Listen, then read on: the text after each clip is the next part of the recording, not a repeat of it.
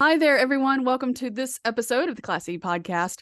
I am your host, Mary Sturgill, and this is the podcast that's brought to you through a partnership between the Hill Institute for Innovation and Entrepreneurship here at Furman University and the Communication Studies Department. Today, we have a very special guest. Chad Price is with us. He is the founder of Kettlebell Kings and multiple ventures, which we're going to jump into and talk about. Chad, welcome to the show.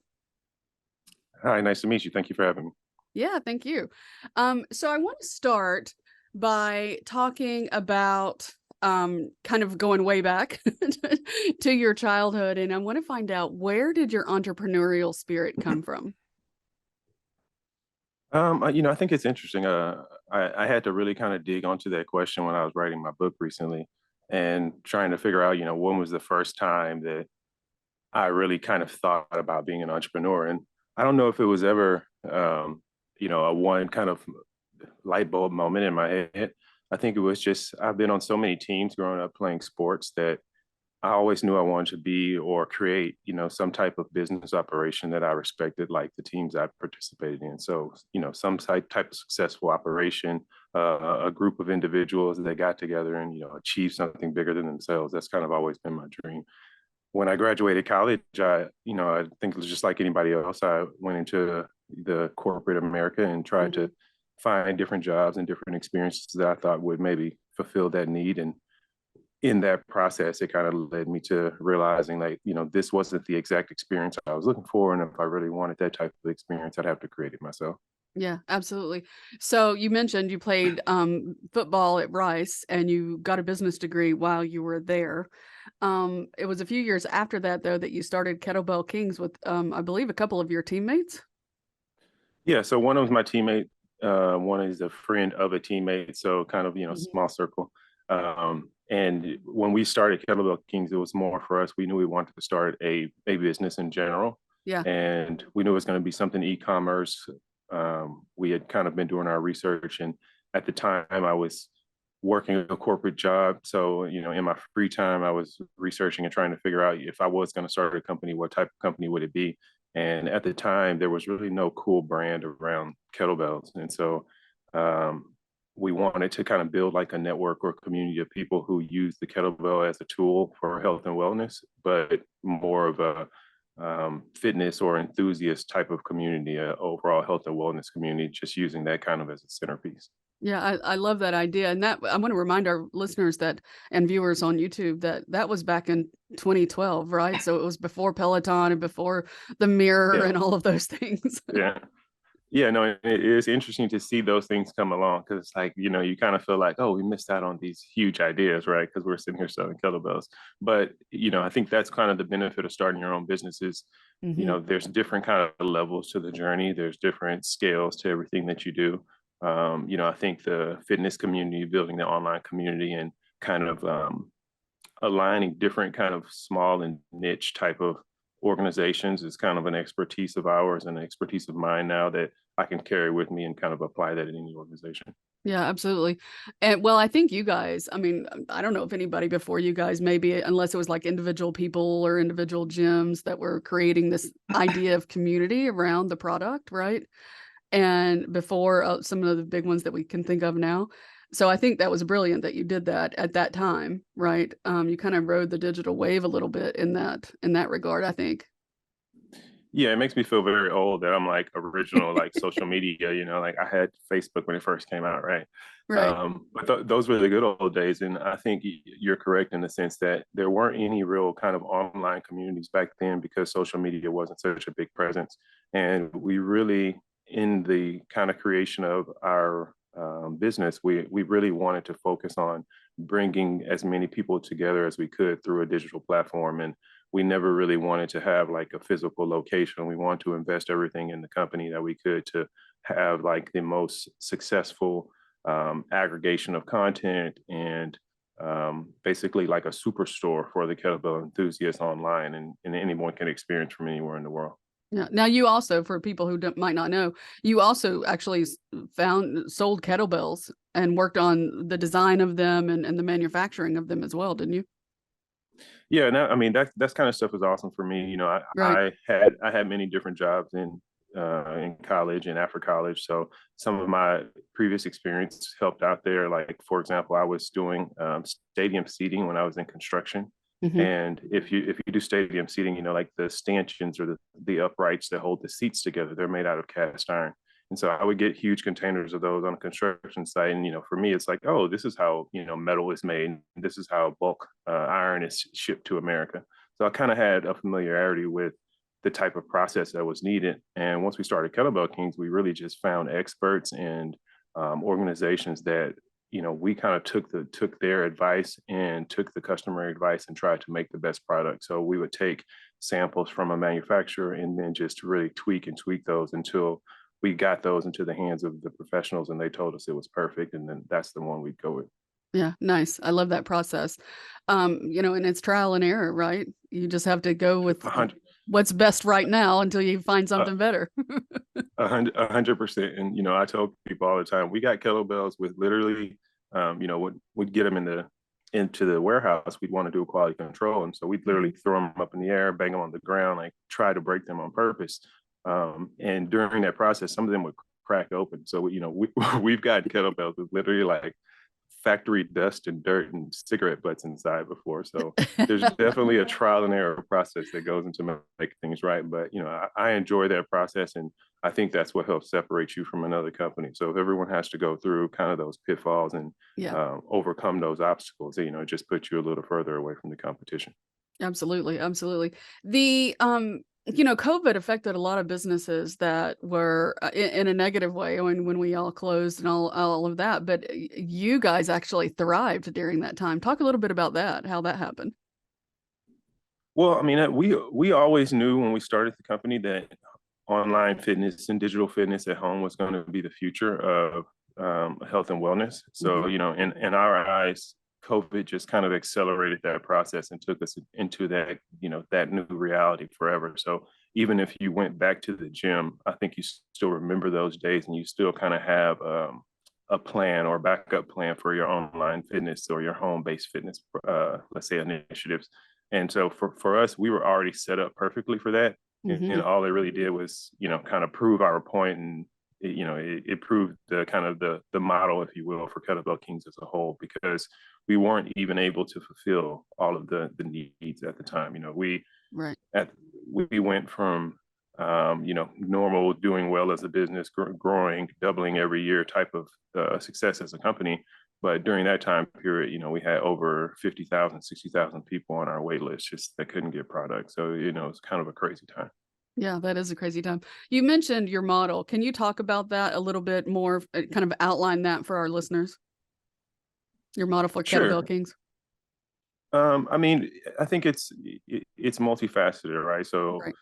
with when you talk about like having a business model or for Kettlebell Kings specifically our business model, you're going to have basically your products or your hardware, which is going to be fitness equipment. The main thing for us is going to be kettlebells. So we'd section it up into the different types of kettlebells. There's different, you have kettlebell sport, you have hard style kettlebell lifters, you have people who want kind of a hybrid. You have kilograms versus pounds, different things like that. So we decide on which lines or series of kettlebells we carry, and then more importantly we really try to be a content company. So we try to see ourselves as a kind of like the ESPN of the kettlebell world, where we're aggregating all of the content, all of the user generated content that exists out there and trying to create or produce better content from that and work with those people who are creating those pieces of content to promote them as a whether they're a trainer or it's a gym or a facility for kettlebell sport, different things like that. So it's about really kind of having a production, if you will, where we're literally having 365 days a year. This is what we're going to be producing. This is what we're going to be, when we're going to be filming it. This is when it should be coming out on our social content channels and things like that. So a lot of it was really growing that production side. I think that was the harder part than the equipment. The equipment is just, I think that's kind of the basic of just getting manufacturers from wherever you're getting that manufacturing. Yeah. But you bring up a good point about having multiple revenue streams coming in with that. Um, and correct me if I'm wrong in this, in 2019, you guys actually acquired another company. acquire Battle Ropes. Am I saying that right? Tell us about Correct. that. Yeah, so in 2019, we really decided that kettlebells were really growing.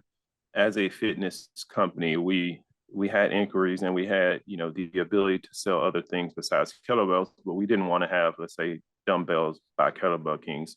And so we created a new brand called Living Fit. And that brand was basically going to encompass, and it's still, I say going to because I sold my shares in that when I sold my Kettlebell King shares, but Right. my partner still runs that brand. Um, that brand basically sells all types of fitness equipment, and battle ropes was one of those things that we want to incorporate into that. So the purchasing of battle ropes was, a strategic decision for us to have that, those types of certifications and the all of the training and workout videos that came with that company. That gave us a kind of a foundation to Mhm. build other types of products from. So we'd use that as a structure to build the dumbbell, the barbell, the jump ropes, resistance bands, diet programs. And so at that point, we really were into building digital programs and digital services that we could offer people. And, there was no actual physical product that we need to ship in that situation. Yeah, yeah. You mentioned the sale of Kettlebell Kings, multi-million-dollar sale. How did you come to the decision to say, okay, maybe it's time to do this kind of be open to this? Well, we knew, we would need some type. It's a heavy inventory based company, so when Right. you're trying to grow, you can only grow as much as your margins will allow you if you're not taking on a significant amount of financing. And when you have three partners, we had three partners, two companies, a bunch of kind of different initiatives. So it becomes a challenge just to uh, allocate resources and agree on where you're going to allocate those resources most effectively to grow the company, because when you're growing so fast that it's not much room to pay yourself personally, because the company just needs more finance for whatever it is, whether it's inventory, marketing, expanding into new countries, different things like that. Right.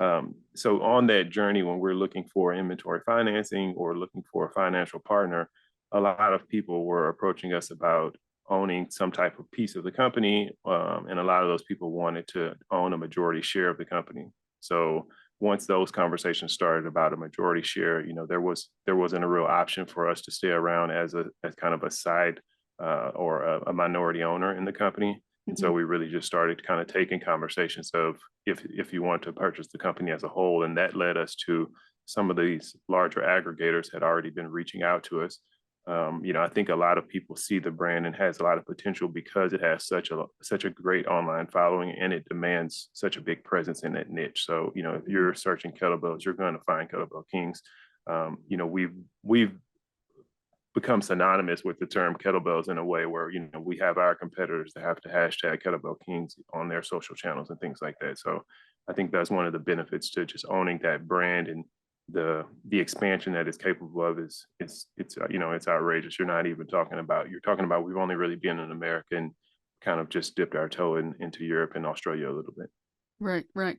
You mentioned the brand becoming synonymous with the piece of equipment, the kettlebell, and I think that's you guys worked hard to make that happen because that's what comes to everybody's forefront of their mind when they think kettlebell. You're absolutely right about that. I know initially and this is, well documented, as a minority business owner, it's difficult to get funding sometimes.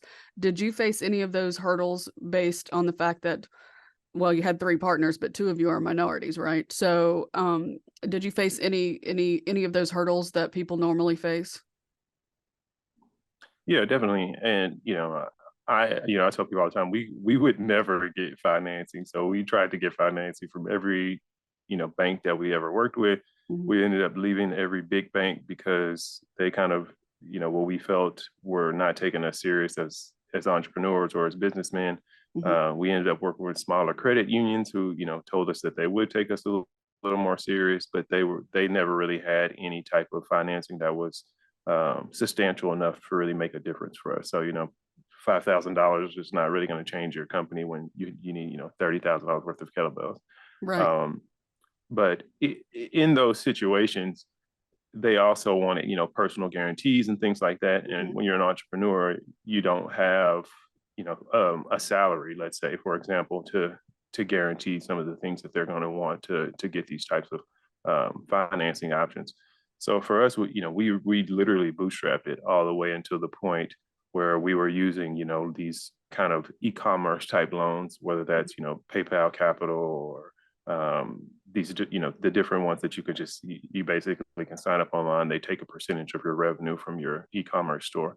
So that's probably the biggest financing that we used. Mhm. But up until the point in which we were looking for serious financing and eventually ended up selling, that's kind of what led us to that conversation. Is this your second or third year staying on and then you're moving on? Kinda talk about that process a little bit. Yes. So unfortunately, I probably should have mentioned this to you earlier, but yeah, unfortunately, with the company that acquired us, we was then acquired by another company, Oh, yeah. and so we attempted to stay on, and unfortunately, that ended up leading us to us having to no longer work with them, Oh, okay. and actually ended up leading to litigation. So we're in pending litigation with that second acquiring company right now because of the current contract. Right, because that was part of that original agreement. I'm assuming that you Correct. guys stayed on for a period of time to help in the transition and bringing the company forward in the way that you guys had intended, I Correct. And guess. yeah, and it was a 3-year acquisition that had, payouts associated with the Right. 3 years and everything like that. And so it'll get worked out through the court system. Luckily we live in a world where there is a way to handle these situations, and Mhm. our lawyers have been involved the entire time. So from the time we sold to the time they were reacquired, the lawyers were kind of never really finished with the first sale. So it's something that the lawyers will work out, and it's really just a matter of time before everything gets settled. Right, right. I think that's important too for our listeners to understand that sometimes these sales don't always go as planned, right? For But sure. there are avenues that you can take to protect yourself, and I think that's important for them to know. What did you learn in that process that you wish you had known before you started that process? Yeah, I mean, I was just gonna say that I think even in these situations, you learn so much about what you can do, how you can help someone in the future, what kind of safeguards you could have put in place. Mhm. Um, I think in these situations, you really have to understand that you're working with a corporation. When you come from being a small business owner, you take a lot of personal pride and you put a lot of personal integrity into your work, into the brand. And when you're working with corporations, especially international corporations, they don't necessarily look at business the same way, or maybe have the same, let's say, personal attachments or personal integrity to what you're trying to do as an individual brand. So, if a company owns 150 brands and you come in as one brand, you're just not going to get the same level of care that, white glove type of care that you would have given it possibly. And, I think taking that kind of stuff into consideration and contractually making sure that the things that were most important are contractual and not just kind of word of mouth or handshake agreement is probably the best way to go in any of those types of situations. Yeah, some good advice. I'm sure you have some of that advice in your book too, which we'll talk about a little bit later. Um, let's go on to your new venture, Life Grows Green. That's your new company that you started in, I believe, 2019. Explain to us what Life Grows Green is. So one of the things, through the journey of kind of owning a health and wellness company or a fitness company, that I really noticed how, we could help people. It really inspired me to see how many people would pick up a kettlebell and, 6 months later they'd feel like, they've found something great in their life, and they really have built kind of a new personality even around, around this new tool. And it just really inspires them to just live a healthier life. I think helping people do stuff like that is, part of a good business and part of building community. I didn't realize I had a passion for it when I started Kettlebell Kings, but now I know that, that is the kind of stuff that I want to work on. I don't think I could ever really work for a company that takes advantage of people, for example. Mhm. So, my idea with Life Grows Green was to build a company of natural lifestyle products, whether that's hemp-based products, plant-derived type of supplements and things like that, or just your natural lifestyle products that you use every day, your your glassware, your sheets, your bedding, different things like that. Really just trying to build a community of people who see and want to replace any type of product they can in their life with some natural option or natural version. I think there's a lot of kind of missed out opportunities to have natural products in our lives. And just because we don't know any better, we end up with, a cheaper plastic or pharmaceutical version of something that could be natural. Right. I completely agree. And I'm one of those people who loves to go natural. I'm in the process of getting rid of all the plastics in my house, or at least trying to. Let's talk about, you mentioned some of the products. How can people find the products? How's business going so far? Because you've been, what, 4 years now? When we first started, this was right before COVID. And so, the idea of what we were going to do shifted quite a bit over COVID. At the time when I started Life Grows Green, I had the nail salon still. I was running a nail salon, Kettlebell Kings, and Living Fit. And then I had Life Grows Green as well. So the idea and the popularity around hemp and CBD was a lot higher. Once COVID happened, everything kind of went into let's say kind of a suspension, if you will, until we figured out how long we were going to be in quarantine. We had a lot of in-person projects and events that we were trying to participate in that obviously got canceled and didn't really get to happen. But not to mention just the space of advertising for hemp is one of the most difficult things that I've probably done in my career because of all the regulations around it. So, Google, Facebook, Instagram, you're not really able to do that. If you see advertisements there, it's usually some type of gray hat / black hat method that companies have to use to not get their account suspended or banned or different things like that. We've tried, even to do things the correct way, hire organizations to do things the correct way, and still have gotten our account suspended and banned just for trying to do normal advertising like I would with any other company. So that's through really that interesting. lens, yeah, go ahead. No, I was going to say through that lens, it's very difficult to advertise and to grow a brand like this. With that being said, lately we've been shifting into more natural lifestyle products. So we have all of your hemp products, but you'll see our Amazon store coming online here shortly. We'll be carrying more of, like I say, the universal lifestyle products versus the hemp-based products. And I think advertising and trying to use those as kind of a starting point to get more people in online is going to be a lot easier than trying to climb that uphill battle of fighting the quote unquote CBD and the hemp space. That's interesting because I know Google Analytics and that online marketing really helped with Kettlebell Kings, and you kind of search engine optimization and all of that. And so it's throwing up roadblocks now, though, for this particular company, which I find interesting, especially since, how many states now have legalized medical marijuana or marijuana for use? And correct me if I'm wrong, but hemp is not marijuana. Exactly. And we don't sell everything that we sell is 100% federally legal to ship nationally and internationally. I wonder why that is. Why do you think that is? Because it's not, the products don't contain THC. Yeah, I think it's the stigma. I think it's the stigma of people thinking that is like kind of a gateway to THC, which is the gateway to cocaine, and it just scares people. You take one step in that direction, and I think that is coming down. I think the green wave is real, and it's continuing to kind of wash across America. And like you say, legalization is still growing every time we have an election. We get more and more states that are going in what I would consider the right direction. How are you overcoming that hurdle, though? I think everyone who is in kind of that industry has had to overcome hurdles like this. So, I kind of complain about the social platforms, but it's not just them. It's the credit card processors, it's insurance, it's every single part of the business. You can sell 99% of your products, be everything besides, let's say, hemp or CBD. And if you add hemp or CBD, now you're a high risk company for some reason.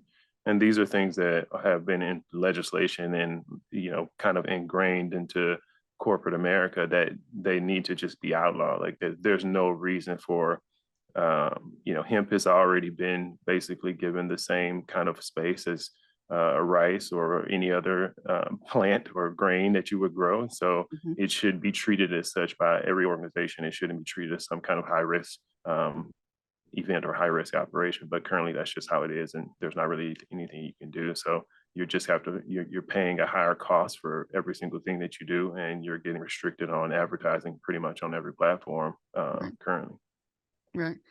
So, you have some strategies, I'm sure, to overcome that. How are you? What are some of the strategies that you're implementing? What you can do is literally try to create an online community using the products that you sell that don't have anything to do with hemp, because you can technically have, let's say, two separate stores, an Amazon store and an e-commerce store. And then by building that community of people who appreciate the 100% non-hemp, non-CBD products, you can kind of hopefully get those people through your social channels and things like that. I think you're right. I think there's a path forward for these brands because so many of us are turning back to natural, even down to, doing our own gardens every year, right? So Exactly. many Yeah. of us are making that turn back to natural products. Yeah. So I'm hoping that you are one of the companies that makes it through. I think you will be. But that you bring up a topic though that a lot of entrepreneurs face, and that's just when you're facing so many roadblocks, sometimes it kind of deflates your goals a little bit, and deflates your passion a little bit. How do you overcome that? Well, I tell people all the time when I first, sports helped me quite a bit. Yeah. When I first got to Rice, well, growing up where I grew up, we were really good in sports, and I was really good in sports, so I won most games that I played, and won the state championship in high school. So I was very kind of fortunate to have kind of a winning career up until my college career. And in college, I had to kind of deal with a little more setbacks. We had a season where we were 3-8, Hmm. and we only won 3 games, which to me that was outrageous. I only lost 2 games in high school in 4 years. So Right. um, having those types of experiences just kind of has me in a different mindset. I look at it as like you can have a losing season and you can still come back next season and be better. And even 2 losing seasons, 3 losing seasons, I don't look at the losses as 100% something that I need to dwell on. It's something that I need to make sure I'm learning from and getting stronger from. Hmm. So it more just calibrates me for the next battle. And I feel more confident going into the next battle because I've lost already, and because I already know what that feels like. I know, how I didn't make it last time, or why I didn't succeed when I did this in the past. And so those types of experiences, they really give me more confidence if I spend them correctly. Yeah. You mentioned battle. Your book is called Preparing for Battle. It was released this fall. Talk about what people are going to find when they pick up that book from Amazon. Yeah, I mean, I think that's kind of what I talk about in the book as well. As I do see business as kind of a battlefield, a competitive playing field. I think everyone wants to have a successful brand who becomes an entrepreneur, and there can only be so many. One of the things I tell people is that I think we all individually only can remember so many brands in our head. So I don't know how many brands, you maybe have 10, I maybe have 10 or 8 or whatever that number is, but there can only be so many brands that we actually associate with ourselves, and we're proud to kind of be a member of, or a part of that community. And so I want to be that for as many different brands that I work with, and I talk about kind of building the mindset to create that in the book. So more than what type of specific industry you're in, I think it's about having the correct mindset to deal with the obstacles that are going to come up in business. Um, you know, the information that in 2012, when we started Kettlebell Kings, and Hmm. how you do social media advertisements, the most lucrative ways to kind of build that community are not the 100% same as they are, in 2023. And I think understanding that you need to go into it with the mindset of, this is going to be a battle. I need to learn on the fly. I need to be a lifelong learner, the person that kind of leads my team as a expert in my industry and expert in this whatever field that I'm trying to get in. I think that's more important than trying to gorge yourself on information before you get there. Yeah, yeah. I'm suggesting to our listeners that they go and get your book and read it. But what books along your path did you read that kind of influenced you? So I mean, there's there would be so many. Like I was one of those kids where I literally used to read adult books. Like I read every religious book by the time I was like 10 years old. Wow. I used to read the encyclopedia. So yeah, I was one of those like extremely kind of nerdy kids that used to just read all the time. At a certain point, reading books to me is just part of the experience of learning. Hmm. I like to take concepts more than kind of the individual words of things. I don't like to idolize individuals. I don't like to Yeah. idolize books. I really like to learn the concepts and cross-reference those concepts. So, if you really were talking about like what are some of my favorite books, it would be like, the Laws of Power, or Hmm. The Art of War or something like that. It'd be something more conceptual where I really just like, how do we apply these concepts universally to whatever we're trying to achieve, whatever goals we have. And my experience through sports and seeing so many different personalities and individuals and ways to lead, and lead men and teams and things like that, they really kind of build my philosophy on how I look at business. I don't think when I go into a business that I know everything I need to know. I think that, okay, I've been given this responsibility and it's time for me to grow into that person, and it's time for me to lead everyone and kind of walk this journey with everyone. And I think a lot of entrepreneurs could learn from kind of that approach versus, kind of thinking that you're already the expert at whatever you're trying to be before you get there. Yeah, right. You also consult with businesses, and now having this conversation with you, I can totally see why, and the benefits that other business owners would get in kind of hiring you to kind of lead them through some processes that they may have going on. Um, do you, and you kind of alluded to it in that answer, do you have a philosophy of business and of entrepreneurship? I mean, I think it shifts. I think Yeah. having the self awareness to assess where you are. I think I tell people all the time. Like a good example is I had to learn this from myself when I was having a nail salon and having a fitness company at the same time. Hmm. The the conversations and the motivational conversations that you'd have in a nail salon are not the same that you have in a kettlebell warehouse. Those are Right. completely two different. So I have the same goal, but you do not have the same conversation. You can't have the same tone, the same attitude. Like you have to take these things into consideration. So Yeah. I think having that self awareness, not only about who you are as an individual, but who your team is, these types of things. For me, it comes easy because I've been on so many teams. I didn't like everybody I played with. Right.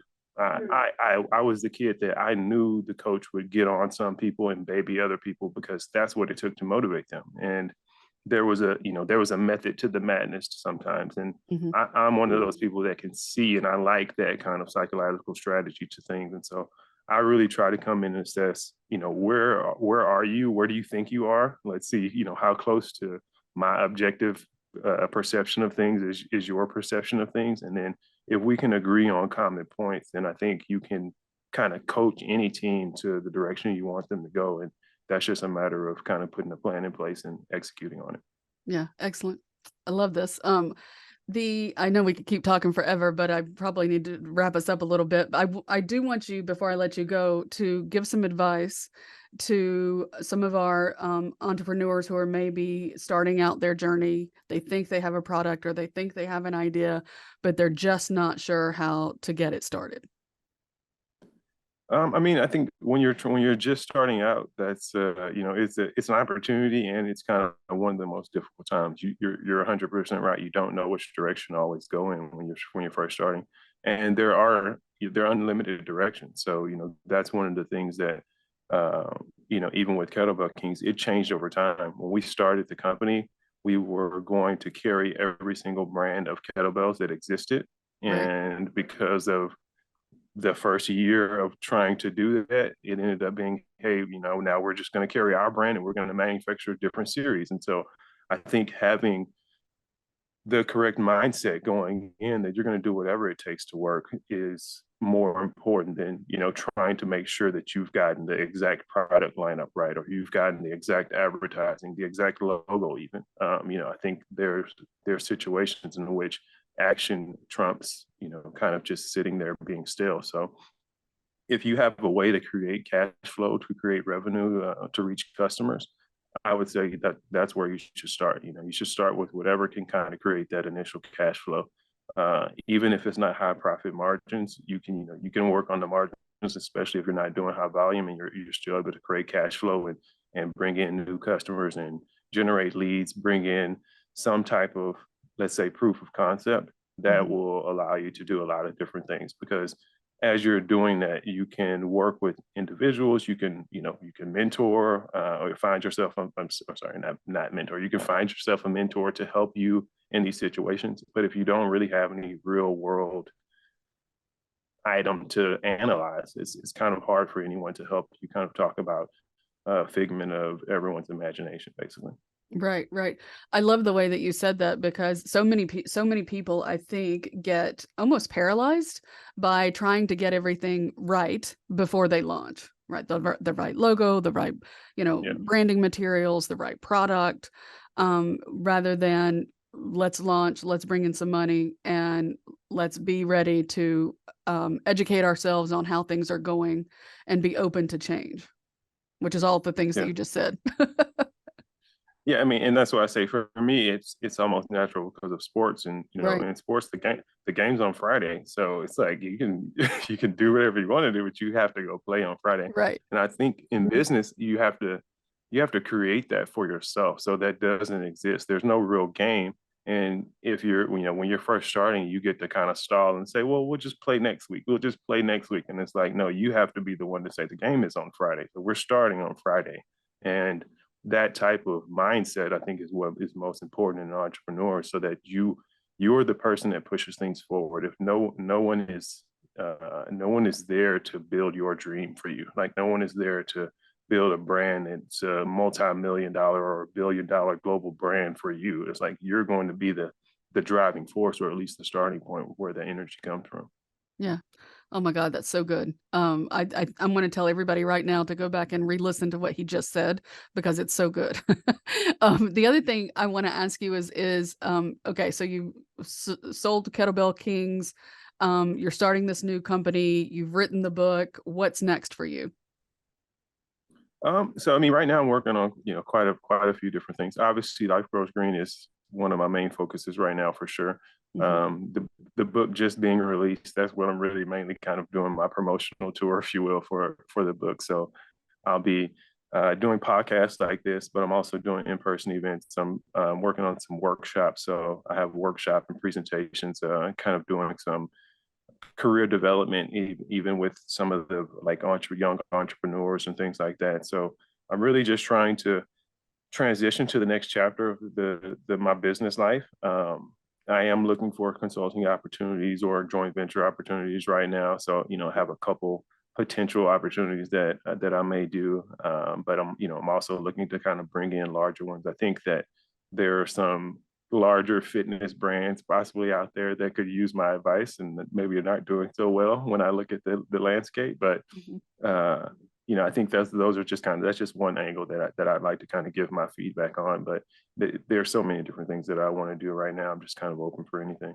So, Chad, how do people get in touch with you if they would like to hire you as a consultant or ask you some questions?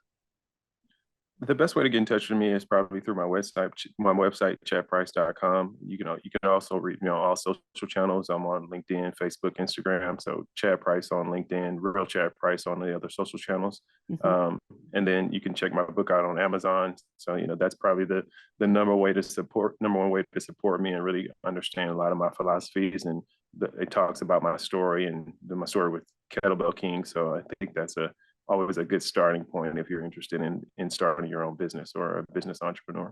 Yeah, absolutely. Because in that book, you have some great advice, and you even have a section of the book that's kind of a workbook for entrepreneurs too. Yeah, I mean, like I said, previously, I think kind of getting your mindset correct is the best way Hmm. to start or to look at entrepreneurship. Really self-assessing where you are, what skills you may need, kind of building out a roadmap. And I think that's what the workbook section really tries to help you do. It helps you really give a good self-assessment of where you are and where you'd like to go, what tools and resources you're going to need to put in place in order to get there. And that's where I try to help people. All right. Chad Price, thank you so much for joining us today. Thank you for having me. Yeah, great conversation. So everyone go follow Chad on his social medias and buy that book. I would just like to give a shout out to another podcast produced right here on the Furman campus. The Go Further podcast from Furman University's Graduate Studies Department is hosted and produced by graduate students. The Go Further podcast takes you beyond the classroom. You'll hear from professors, alumni, community partners, and students from various Furman graduate programs, including strategic design, community engaged medicine, advocacy and equity studies, and teaching and education. So, for a compelling narrative and a deeper conversation about important topics, tune in to the Go Further podcast. You can find them on Spotify, Apple, Amazon, Google, Castbox, iHeartRadio, Overcast, Pocket Cast, and Radio Public. For now, that does it for this episode of the Class E podcast. Remember, this is the podcast that's brought to you through a partnership between the Hill Institute for Innovation and Entrepreneurship and the Communication Studies Department here at Furman University. Remember, you can catch the podcast multiple ways now. We're on wherever you get your podcast, but we're also on YouTube. So go check out our YouTube channel and make sure that you hit that subscribe button so that you get notified every time we drop a new episode like this one right here. This podcast is produced by Communication Studies major Isabella Martinez. We want to thank you for tuning in for us today. I'm your host, Mary Sturgill. Until next time, everybody, dream big.